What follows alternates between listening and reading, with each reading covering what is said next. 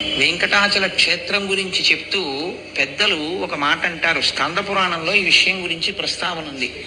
వెంకటేశ్వరునికి సంబంధించి 8 రకములుగా సేవించిన వారు ఎవ్వరైనా సరే విష్ణువునందు సాయుధ్యమును పొందుతారు, అంటే మోక్షమును పొందుతారు.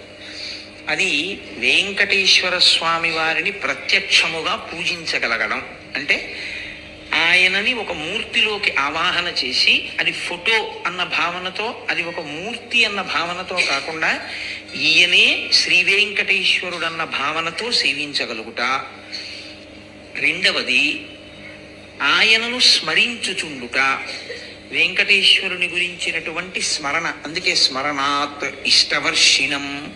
ఆ క్షేత్రం గురించి కానీ ఆయన గురించి కానీ స్మరణ చేసినంత మాత్రం చేత కోర్కెలు ఈడేరుతాయి. కాబట్టి స్మరించుట. 3, ఏ పని చేస్తున్నా ఇది వెంకటేశ్వర స్వామి వారి కార్యం అనుకుని చేస్తూ ఉండడం. అలా అనుకుని చేసేటప్పుడు ధర్మ వ్యతిరేకమైన కార్యం చెయ్యడానికి అసలు మీ మనసు మిమ్మల్ని అనుమతించదుగా.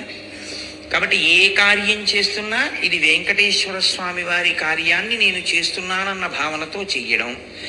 4, వెంకటేశ్వర స్వామి వారి యందు నిరతిశయ ప్రీతి కలిగినటువంటి పరమభక్తులైన వారితో కూడి ఉండడం, అటువంటి వారి పట్ల ప్రేమ కలిగి వారితో ప్రవర్తించడం.